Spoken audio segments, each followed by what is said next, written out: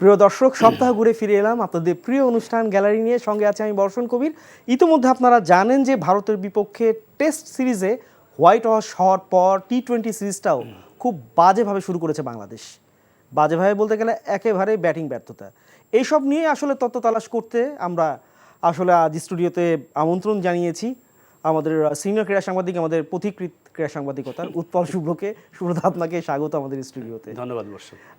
শুভ্রদা, মানে শুধুমাত্র বলা হচ্ছিল বাংলাদেশ খুব বাজেভাবে শুরু করেছে, ব্যাপারটা তা না। মানে একটা অধ্যায়ের কিন্তু পরিসমাপ্তি আমাদের অলক্ষ্যেই বা লক্ষ্যেই চোখের নজরে থাকা অবস্থায় মাশরাফি, তারপরে হচ্ছিল মুশফিক, তামিম এবং সাকিব, এই চারজনকে ছাড়াই বাংলাদেশের প্রথম টি-20 ম্যাচ মানে একদম আনুষ্ঠানিকভাবে এই চ্যাপ্টারটা শুরু হলো। এবং মাহমুদুল্লাহ রিয়াদের খুব সম্ভবত, আমার কাছে যতটুকু তথ্য আছে, আগামীকালকে প্রেস কনফারেন্সে উনি আসলে রিটায়ারমেন্টের কলটা দিয়ে দিবেন। থার্ড টি-20টাই প্রবাবলি তার আসলে শেষ টি-20 হবে এবং চ্যাম্পিয়ন্স ট্রফিতে উনি আসলে ওনার ফাইনাল রিটায়ারমেন্ট নিয়ে নেবেন। তো এই ফেজ যে পরিবর্তনের ব্যাপারটা, বাংলাদেশকে আসলে পরিবর্তনের হাওয়ায় কি ব্যাটিংটা দেখা গেল কিনা? না, এইটা একটু অজুহাতের মতো লাগবে, কারণ আপনি যে নামগুলো বললেন এদের ভিতরে মাশরাফি তো লাস্ট কবে খেলছে আমার এখন মনে পড়ে 2017 সালে। এটাই বলছি, লাস্ট এখন আর মনে পড়ে না ঠিক মতো।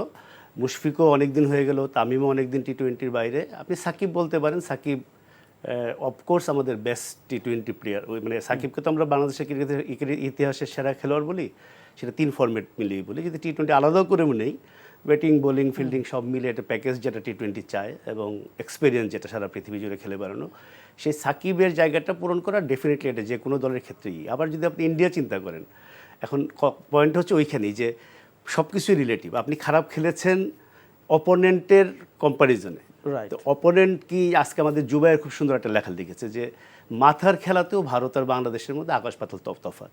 যে ক্রিকেটিং সেন্স যেটা, মানে আপনি একটা জিনিস, আমি বাংলাদেশের ব্যাটিং অ্যাপ্রোচ নিয়ে আমার কোনো কমপ্লেন নেই, দ্য ওয়ে দে স্টার্টেড, এইটাই এখনকার টি-20 এইটাই করতে হবে। আপনি ইন্ডিয়ান স্কোর কার্ড যদি দেখেন, ওখানে হাইয়েস্ট রান হচ্ছে 39, সেটা হার্দিক পান্ডিয়া হয়তো 16 বলে করেছে, এরপরে 29-33। কিন্তু আপনাকে এইখানে ওই সুযোগ নাই। এই যে আপনি 27 বলে 28 করছে শান্ত, মিরাজ 35 করে মান বাঁচানোর চেষ্টা, মান বাঁচানোর কী আছে? আপনি জানেন আপনি এখানে উইকেটে 160, 70, 80 না করলে হারবেন, সেক্ষেত্রে you have to go for it. কখনো 90 রানে অল আউট হয়ে যাবেন, 100 রানে অল আউট হয়ে যাবেন। সাকিবের প্রসঙ্গে যে কথাটা বলছিলাম, ওদের এই ওয়ার্ল্ড কাপ টিমের খুব ইন্টারেস্টিং কালকে, যে ওয়ার্ল্ড কাপ টিমের উইনিং টিমের মাত্র 3 জন প্লেয়ার ছিল। এইখানে তুলনাটা এই কারণেই হবে না যে India probably can field 2 teams, তো ডেফিনেটলি তারা করেছে নিকট অতীতে, 3টা টিমে হয়তো তারা খেলে দিতে পারে। আইপিএল টাইপিএল মিলে টি-20 স্পেশালি যদি বলি, রোহিত শর্মা এবং কোহলিদের পরবর্তী যুগে, হ্যাঁ, তো ওদেরও তো ওই দুজনের রিপ্লেসমেন্ট খুঁজতে হচ্ছে। তো এটা একটা খুব দেশের, শ্রীলঙ্কার কথা যদি আমরা বলি, শ্রীলঙ্কা বড় বড় কিছু প্লেয়ার চলে যাওয়ার পরে দেখেন, শ্রীলঙ্কা তো গত 10 বছরে বলতে গেলে সবচেয়ে বেশি স্ট্রাগলিং টিম, মানে ওঠানামা যদি বলি, বাংলাদেশ ও শ্রীলঙ্কাকে হারিয়েছে বা হারানোর মতো অবস্থা থাকে। তো এটার ভিতরে সবারই যেতে হচ্ছে। আমি বাংলাদেশের ক্ষেত্রে এটা বরং ভালোই বলবো, বাংলাদেশ কিন্তু একবারে যায় নাই, নানা ঘটনায় কোনোটাই আমাদের ভালো বিদায় হয় নাই। সবগুলো বিদায়ের মধ্যে নানা রকম কাহিনী ছিল, কিন্তু দেখবেন যে আপনি ধীরে ধীরে ধীরে ধীরে একটু ফেজ আউট হয়েছে। কাজে দে হ্যাভ গট টাইম, এবং এটা এক্সকিউজ দিয়ে লাভ নাই। এটা আমি মনে করি দুই দলের স্কিল এবং এক্সিকিউশনের যে পার্থক্য, এইটাই কালকে আমি বলবো সবচেয়ে বড় হয়ে দেখা দিয়েছে। কারণ আপনি মানে এখন হচ্ছে 127 যখন আপনি করেছেন, দ্য গেম ইজ ওভার। তো ওই, এবং শান্ত একটা কথা বলেছেন কালকে, এই কথাটা আপনার দৃষ্টি আকর্ষণ করি। শান্ত কথাটা তাহলে শুনি, তো খুব ভালো। সামর্থ্য আছে, সামর্থ্য অবশ্যই আছে, এটা আমি বিশ্বাস করি, বাট স্কিলের ইমপ্রুভমেন্টের অনেক জায়গা আছে। বাট এই ইমপ্রুভমেন্টটা কীভাবে হবে? কারণ আপনি যদি দেখেন লাস্ট 10 বছর ধরে আমরা এরকমই ব্যাটিং করি, মাঝে মধ্যে হয়তো ভালো ব্যাটিং হচ্ছে। সো এটার জন্য আমাদের হয়তো হোমে যখন আমরা প্র্যাকটিস করি, উইকেটের পরিবর্তন কিছু না কিছু একটা জায়গায় পরিবর্তন আনতে হবে। কারণ আমরা যখন হোমে খেলি কিন্তু 140-50-এরই উইকেট হয়। সো ব্যাটসম্যানরা ওইটা জানে কীভাবে করতে হবে, বাট ব্যাটসম্যানরা ওইটা জানে না কীভাবে 180 করা যাবে। সো ওই ধরনের উইকেটে হয়তো আমাদের প্র্যাকটিস করলে আমাদের আরেকটু ইমপ্রুভমেন্ট হবে। বাট আমি উইকেটের শুধু দোষ দিব না, এখানে পাশাপাশি মেন্টালও অনেক ব্যাপার থাকে, স্কিলেরও অনেক ব্যাপার থাকে। মানে এই কথাটাই কি খুঁজছিলাম আমরা? হ্যাঁ, এই কথাটা, এবং আসলে ক্যাপ্টেন সব কথাই বলে দিয়েছেন। এখানে আমার একটা খালি যোগ করা আছে, উনি বললো সামর্থ্য আছে, স্কিলের সমস্যা। স্কিলটাই তো সামর্থ্য। দক্ষতার ব্যাপারটা তো দক্ষতার মধ্যে তো আপনি স্কিল যখন বলবেন, skill includes everything, mental skill, আপনার ব্যাটিং স্কিল, আপনার গেম অ্যাওয়ারনেস, সব কিছু, ওগুলো সবগুলো কিন্তু স্কিলের পার্ট। তার মানে যদি আমার স্কিল অভাব থাকে, মানে হচ্ছে আমার সামর্থ্য অভাব আছে। তো আমাদের যে স্কিল, আমাদের যে সামর্থ্য যদি বলি, সামর্থ্য বলতে আমাদের ক্যাপাবিলিটি বোঝায় যে আমরা কতটুকু কী করতে সক্ষম। সেটা এরকমই যে 4-5 ম্যাচে হয়তো একটা ম্যাচ জিতবো, মানে বড় দলের এগেনস্টে। সেটা কনসিস্টেন্টলি আমি যে আপনার ইংল্যান্ডের সঙ্গে সিরিজের খোঁজ নিচ্ছিলাম, যে ইংল্যান্ড ওয়ার্ল্ড চ্যাম্পিয়ন, যখন টি-20তে অলমোস্ট 2টা সাদা বলের 2টিতে তারা চ্যাম্পিয়ন।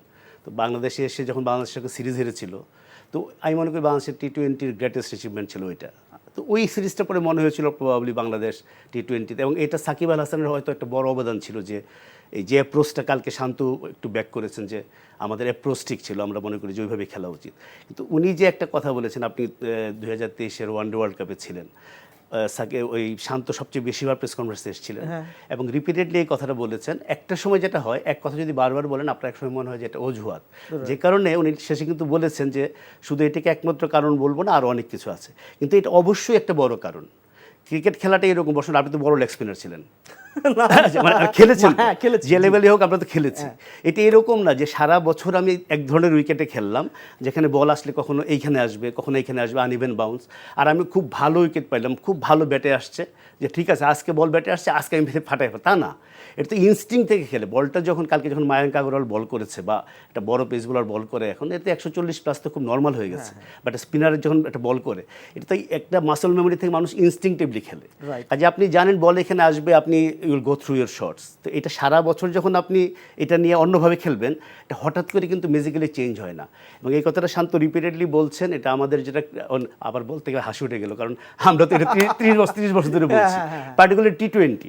আমি টেস্ট ম্যাচে ঠিক আছে, টেস্ট ম্যাচে ওয়ানডেতে কখনো কখনো ভেরিট থাকবে, যদি ওয়ানডে তো মেনলি ব্যাটিং ফ্রেন্ডলি থাকে, মানে এই কথাটা এই কারণে যৌক্তিক। এমন না কিন্তু যে বাংলাদেশে অন্য দলগুলো এসে কিন্তু 200, এখন যেটা হয়েছে 180-90-200 তো টি-20তে আমাদের খুব চমকে দেয় না। এবং 20 ওভারে অল আউট হওয়ার মতো কঠিন কাজটা বাংলাদেশ নিয়মিত করছে, এটা একটা অবাক হওয়ার মতো। এইটা হয়তো ওই কারণে যে তারা খেলতে চাচ্ছে ওইভাবে, যে টি-20 আধুনিক টি-20 যেরকমভাবে খেলা উচিত সেভাবে খেলতে চাচ্ছে, কিন্তু সেটা করতে গেলে আপনার আউট হওয়ার রিস্ক থাকবে। তো এইটাকে আমি খুব একটা দেখি না, যে তুমি আমি যেটা বললাম যে আপনি যখন 170-80 টার্গেট করে খেলবেন এবং আপনার স্কিলে এবং এক্সিকিউশনের প্রবলেম হবে, কখনো কখনো 80-90 রানে অল আউট হয়ে যেতে পারেন আপনি, কিন্তু আপনার এই ধীরে সুস্থে খেলে 130-40 করে বা কী লাভ? মানে বাংলাদেশ কিন্তু একটা খুব গ্যারাকলের মধ্যে আছে। সেই ক্ষেত্রে টিম ম্যানেজমেন্টের যেটা বেসিক, যেটা যে আপনার প্রপার উইকেটে খেলে এই জিনিসটাকে ডেভেলপ করা, হয়তো এরকম আছে এখানে হয়তো যে 7 বছর ধরে খেলছে, এখন তো এই টিমটা রিলেটিভলি ইয়াং, মাহমুদুল্লাহ বাদ দিলে, তাদের হয়তো খুব বড় চেঞ্জ হবে না, কিন্তু নেক্সট জেনারেশন যারা উঠে আসছে, এমনিতেই তাদের কিন্তু ফিলোসফি আলাদা। আমাদের যারা 16, 17, 18, 19 কেন হচ্ছে, তারাই আর আইপিএল যুগে বড় হয়েছে।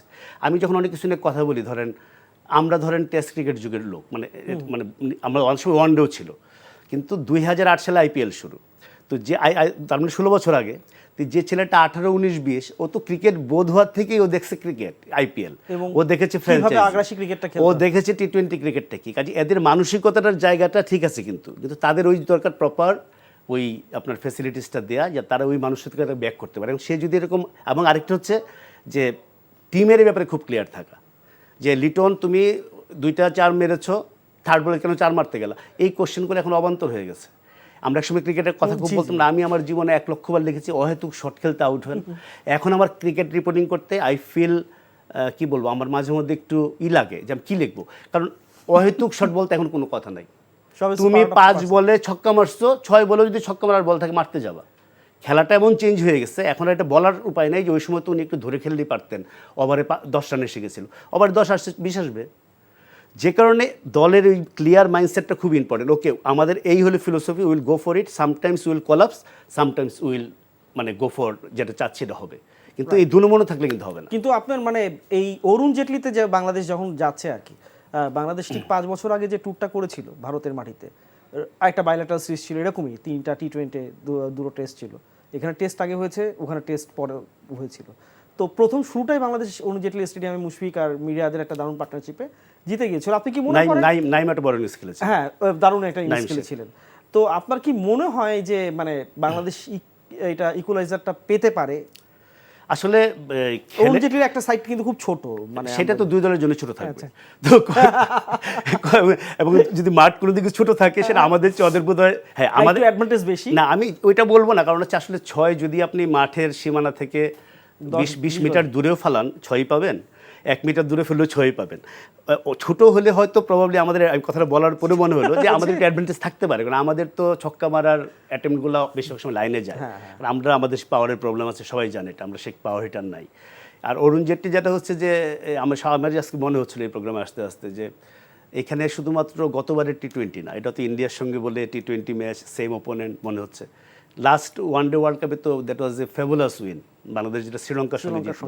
সেই টাইম ডাউনের ম্যাচ, সাকিবের ব্যাটিং তো অবশ্যই ছিল, সাকিব আর শান্তর দুর্দান্ত দুটো ইনিংস ছিল, কিন্তু সব ছাপিয়ে তো এটা ক্রিকেট ইতিহাসে টাইম ডাউনের ম্যাচ হয়ে গেছে। সেই বিখ্যাত এই মাঠে প্রবাবলি বাংলাদেশ হারেই নেই, আমার মনে হয় এই দুটো ম্যাচই খেলেছে প্রবাবলি। আমাকে আবার রেকর্ড বইটা, হ্যাঁ এটাই তো খুব সহজ, শান্ত নামবে, এই মাঠে তো আমরা হারি না।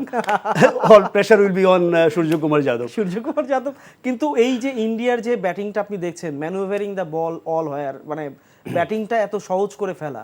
বাংলাদেশের তুরুপের তাস বলে তাসকিনকে আমরা জানি যে অনায়াসে তাকে খেললেন কালকে হার্দিক পান্ডিয়া, মানে নো লুক গ্লাইড, মানে এই ধরনের যে ইম্প্রোভাইজেশন গুলো, এটা কি বাংলাদেশ বলে আরো স্নায়ুচাপহীন থাকা অবস্থায় ভারতের জন্য সহজ হচ্ছে, না বাংলাদেশ আসলে জানেই না যে কোন প্ল্যানে বল করা উচিত যেখানে তাদেরকে ধাঁধায় ফেলা যাবে? এটা দুইটা ধরেন, একটা হলো যে হার্দিক পান্ডিয়া যে শটটা খেলেছে, that was shear arrogance, Audacity, একটা মানে নলুক শট, যে তাকায় লই না সে। এখন এর আগের যদি লিডিং বলগুলো দেখেন, এর আগে মানে তাসকিন ইয়র্কার করছিলেন, তো ও একটা গেস করেছে যে না এটা নিশ্চয়ই এটা বাউন্সার হবে, এবং সে রেডি ছিল, শেষ মুহূর্তে করে দিয়েছে। এখন আবার ওইটা মনে রাখতে, ম্যাচে তখন কি স্টেজ, ইন্ডিয়া অলরেডি জিতে গেছে, এবং যদি নাও জিততো, এটাতে 127 রান বাংলাদেশ করেছে, 128 টার্গেট। তো এই স্কোরটাই যদি 160, 70, 80 হতো, ডেফিনেটলি ইন্ডিয়া এই ব্যাটিংয়েই করতো। কিন্তু তখন হয়তো একটা শট খেলতে গেলে আপনার দুইবার ভাবতে হবে যে আমি আউট হলে, আমাকে একটু ভাবতে হচ্ছে। কিন্তু সুব্রতা, একটু যদি আমরা বাংলাদেশ ভারতের ম্যাচের যে সম্পর্কিত ব্যাপারগুলো আলাপ করছিলাম, সম্ভাব্য যে স্কোয়াডটা আমরা দেখলাম তানজিদ তামিমকে ওয়ার্ল্ড কাপের পারফরমেন্সের জন্য এই ম্যাচে আসলে খেলানো হয়েছিল প্রথম টি-20টা, আপনি কি অরুণ জেটলি স্টেডিয়ামে পারভেজ হোসেন ইমনকেই কি দেখছেন লিটনের পার্টনার হিসেবে? মানে আপনার কি ধারণা, যদি দুটো দিন পরে? এখান থেকে বলা মুশকিল। সেকেন্ড হচ্ছে যে আসলে আমরা অরুণ জেটলি স্টেডিয়ামে যখন আলাপ করছি, আমরা 2019-এ ফিরে যাচ্ছি, 23-এ ফিরে যাচ্ছি, that was A one day. এখানে ক্রিকেটে তো উইকেট একটা খুব মজার জিনিস, আমরা একটা মাঠের একটা ইতিহাস থেকে একটা আইডিয়া পেতে পারি, তারপরেও একটা সার্টেন টাইমে চেঞ্জ হতে পারে।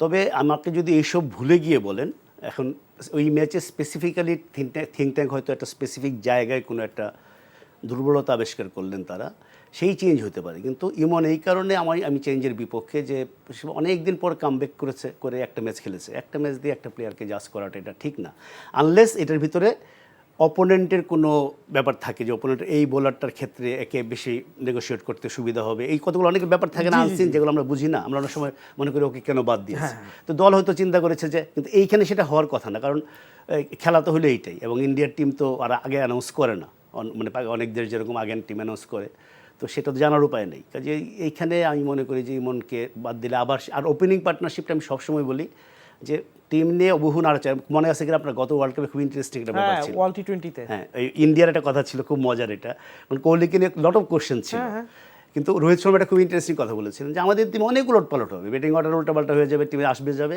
ওপেনিং চেঞ্জ হবে না। এটা হয়তো রোহিত শর্মা আর বিরাট কোহলির মধ্যে দুইজন উপরে ছিলেন বলে, এবং তিনি নিজে ক্যাপ্টেন বলেই বলতে পেরেছেন।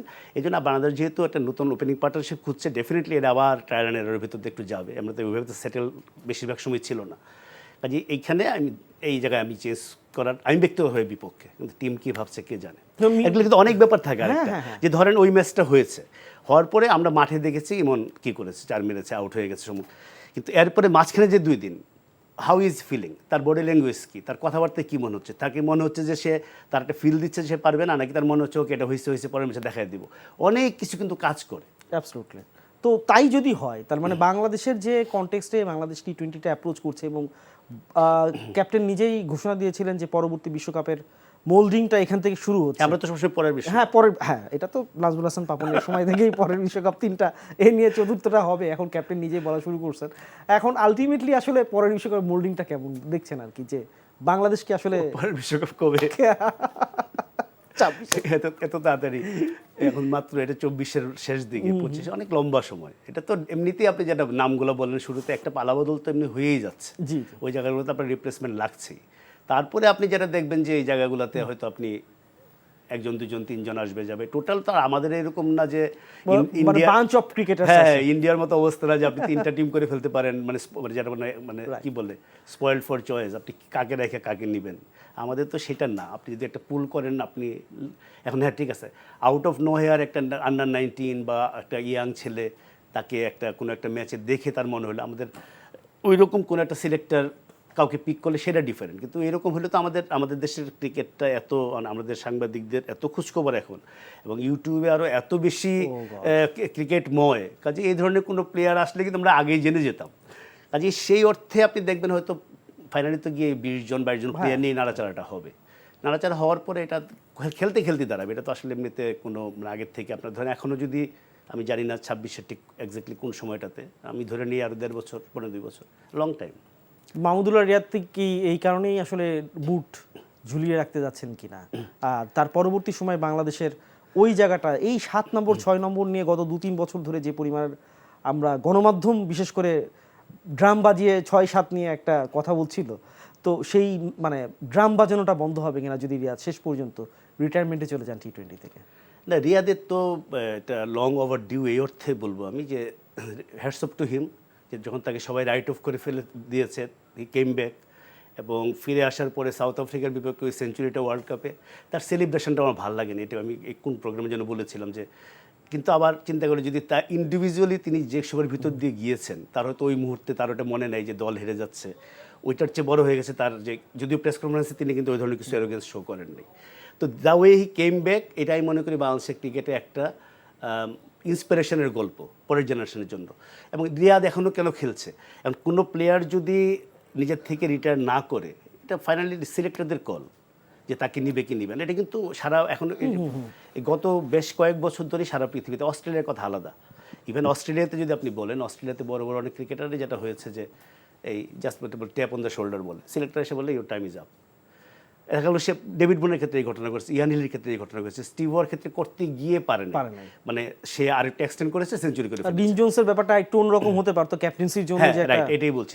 তো এইটা অন্য আরেকটা স্কুল অফ থট আছে যে আমি রিটায়ার করবো কেন, আমি খেলে যাচ্ছি, যদি আমার মনে হয় যে I am not good enough drop me, selector drop করতেই পারে। কাজে রিয়াদকে যে বারবার নিয়ে আসা হয়েছে সে তো নিশ্চয়ই তার কিছু গুণ ছিল বলেই ওই যেটা বললেন ওই জায়গায় আমাদের যথাযথ বিকল্প রিয়াদ যেটাই করুক।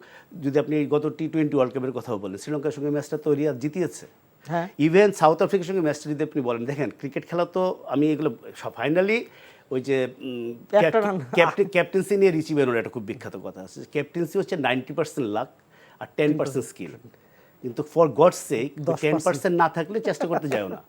তো আমি যখন ক্রিকেটে লাকের কথা বলি এটা আগেই বলে নিই যে লাক দিয়ে সব কিছু হয় না, কিন্তু ইউনিট লাক। যে সাউথ আফ্রিকার সঙ্গে ওই ম্যাচ তো আসলে একটু এদিক ওদিক হলে আমরা ছক্কাটা হয়েই যেতে পারতো, মানে বাতাস টাতাস সব কিছু মিলে ইট ওয়াজ মানে ভেরি ক্যালকুলেটেড ছিল তার। তো রিয়াদের তো এখনও মাঝে মধ্যে সেই জিনিসটা ঝলকটা দেখা যায়। এখন এইবারের ট্যুরে এই টিমের কারণে সাকিব না থাকার কারণে রিয়াদকে আরেকটু বেশি আমি বলবো যে মানে বেমানান লাগছে, মানে আপনি এইজ ওয়াইজ বলেন এবং তার তো ওর ফিল্ডিংয়ে তো একটা বয়সের একটা প্রভাব পড়বেই, তারপর সে নিজেকে যতই সে ফিট থাকার রাখার চেষ্টা করুক, ওইটা আবার বলছি যে সে তার শিয়ার ডিটারমিনেশন দিয়ে পরিশ্রম দিয়ে সে নিজেকে ফিট রেখেছে, কিন্তু সেই ফিটটা তো 37 বা আমি তার বয়সটা কত এখন জানি না, ওই 41ই মানে ওই বয়সেরই 39 ধরেন। এখন মিসবাউল হক আমার মনে আছে কিনা আপনার যে তার ফিটনেস নিয়ে কথা উঠেছিল বলে সে মাঠে সেঞ্চুরি করার পরে বুকডাউন দিয়েছিলেন। যেমন ইমরান খান তো 42 বছর বয়সে কপিল দেবও করেছেন, কিন্তু তাদের সময় ক্রিকেটটা এত বেশি খেলা হতো না। এখন রিয়াদও যে খুব বেশি ক্রিকেট খেলেন তা না, রিয়াদ তো এখন টেস্ট খেলেন না, তারপরে আপনার অত ফ্র্যাঞ্চাইজি ক্রিকেটে অত ব্যস্ততা নেই এখন, যদিও এই হঠাৎ হঠাৎ কোথায় কোথায় খেলা দেখি, কানাডা ক্রিকেট লিগ, অমুক ক্রিকেট লিগ, কে কোথায় খেলতেছে অনেক সময় খুব খোঁজ রাখতে পারি না।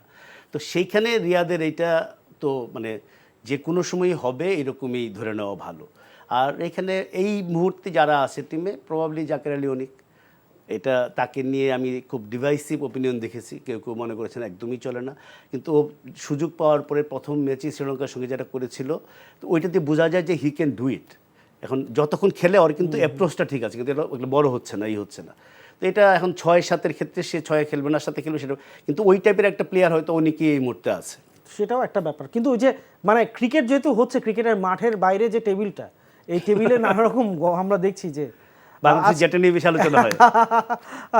আজকেও বিসিবি মিটিং, বিপিএল কেন্দ্রিক কিছু আলোচনা আছে যে আসলে যে দুটো টিমের রাজশাহী তো এন্ট্রি মানে আপনার টাকাটাই দিতে পারেনি, যেটা আসলে দিতে হয় নর্মস অনুযায়ী। 26 সময় ছিল 26 সেপ্টেম্বর, সেটা ডেডলাইন মিস হয়ে অলরেডি 10 দিন উপরে চলে গেছে।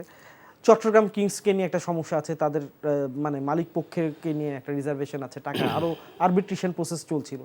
তো বিপিএল এবং বিসিবি এই দুটো আসলে কি প্রতি বছর আমাদের মানে মোটামুটি আলোচনার খোরাকই থাকবে কিনা? এটা তাই হয়ে আসছে। বিপিএল তো বাংলাদেশ বিতর্ক লিগ, মানে যদিও পি দিয়ে বিতর্কটা মিলতেছে না এখানে। আর এইবারে তো আরও একটু ভয়ের ব্যাপার এই কারণে যে এটা তো আসলে একদম একটা ট্রানজিশন পিরিয়ডের ভিতরে যাচ্ছে। বোর্ডে ফারুক আহমেদকে বসিয়ে দেওয়া হয়েছে, আমি শব্দটাই বলবো। নাজমুল আবেদিন ফাহিম এসছেন, এবং যে দুইজনকে সরিয়ে এসছেন তারা তো আসলে তারা কতটুকু বাংলাদেশের ক্রিকেটকে দিয়েছেন এই আলোচনা আমরা করতে পারি, কিন্তু তারা জেনুইন ক্রিকেট সংগঠক, এই জাতীয় জিনিসগুলো তারা হ্যান্ডেল করে অভ্যস্ত। তো তাদের জায়গায় আগের যে বোর্ডে ছিলেন তাদের আমরা জানি বেশিরভাগই এখন অদৃশ্য, তারা দৃশ্যপটে নেই। বাকি যারা আছেন তাদেরকেও যে খুব বেশি কাজে লাগানো হচ্ছে তা না। তো এইখানে কিন্তু আমি খুব সবসময় একটা বিশ্বাস করি, চোখাত প্রসঙ্গটা আপনি তুললে নেই, যে একটা ক্রিকেট বোর্ডের যে আমরা বোর্ড অফ ডিরেক্টরস বলি, প্রথমত এত বিশাল একটা বহর দরকার নাই। ইট ক্যান বি 10-12 মেম্বার্স, 13 মানে অড নাম্বারস লাগবে। হোয়াট দে উইল ডু, তারা পলিসি ফর্মুলেট করবে, এটা এক্সিকিউট করবে হচ্ছে প্রফেশনালরা, যেটা অলরেডি বিসিবির একটা প্রফেশনাল একটা বডি আছে কিছুটা। কিন্তু এটা কিন্তু আরও ফুললি এরকম হওয়া উচিত। বলে না যে আপনার প্রথম অপ্রাসঙ্গিক মনে হতে পারে কথাটা, কিন্তু কথাটা বলি যে অমুক ডিরেক্টর প্রতিদিন বোর্ডে আসে। একটা ডিরেক্টর প্রতিদিন বোর্ডে আসলে খুব সন্দেহজনক। সে প্রতিদিন বোর্ডে আসবে কেন? এটা তো অনারারি জব, এখানে কোনো টাকা পয়সা নাই। আপনি ওইখানে যেতে পারেন, আপনার একটা জরুরি মিটিংয়ের জন্য আপনি টানা 3 দিনও যেতে পারেন, কিন্তু মেইন কাজটা হবে যে একটা পলিসি ফর্মুলেট করে তারপরে এটা দেখভাল করা। সেটা সবসময় ফিজিক্যালি থাকতে হবে তা না। এখন যেটা হয়েছে আমরা দেখতে পাচ্ছি, ফারুক আহমেদের সঙ্গে নাজমুল আবেদিন ফাহিম, মানে তিনি খুব ভালো কোচ, খুব ভালো ক্রিকেট বিশ্লেষক, আমার খুব প্রিয় ব্যক্তিত্ব, কিন্তু আবার ক্রিকেট অ্যাডমিনিস্ট্রেটর হিসেবে তার জন্য এটা নতুন জগৎ। ডক্টর মোহাম্মদ ইউনূস সাহেব যেমন বারবার বলছেন যে আমার তো দেশ চালানো কাজ না, উনি একটা অন্য জায়গায়, তিনি একটা জায়গায়, তার জন্য যেমন ওনার একটা নতুন জগৎ, ফাহিম ভাইয়ের জন্য কিন্তু অনেক একটা নতুন জগৎ, ইভেন ফারুকের জন্য। ফারুকও তো চিফ সিলেক্টর ছিলেন, কিন্তু এইটা তো অন্য একটাই। এবং এই যে পলিসির কথা বললাম, প্রফেশনাল এক্সিকিউট করবে, এই জায়গায় তো বিপিএলের জায়গাটাতে ডেফিনেটলি এই বোর্ডের ডিরেক্টরস বা এই বোর্ড প্রেসিডেন্ট, তাদের একটাই লাগবে। ইভেন বোর্ড প্রেসিডেন্ট এখানে অত ইনভলভ হওয়ার কথা না, এটা গভর্নিং কাউন্সিলের চেয়ারম্যানেরই। কিন্তু এখন গভর্নিং কাউন্সিলে তো করার মতো লোক নাই। তাহলে কি বোর্ড যে কারণে হাতে রাখছেন কিনা? হ্যাঁ, পোর্টফোলিও তো ডিভাইডেড, আমরা দেখলাম না যে ডিভাইডেড হলো আর কি। না, ওইটা তো শুনতেছিলাম যে সাব কমিটি হবে, হবে, এটার জন্য কে অ্যাকাউন্টেবল। এখন আমরা যে দৃশ্যপটে দেখছি ফারুক আহমেদকে, নাজমুল আবেদিন ফাহিমকে, ফাহিম চৌধুরীকে মাঝে মধ্যে দেখছি, ফাহিম সিনহাকে, সরি।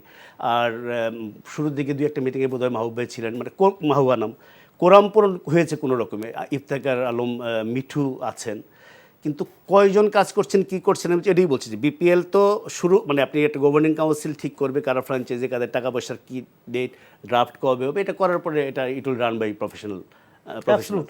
কিন্তু সেইটা করার জন্য যে জট, আর এই সুযোগটা তো সবাই নেওয়ার চেষ্টা করবে, যেহেতু বিসিবিও গোছালো।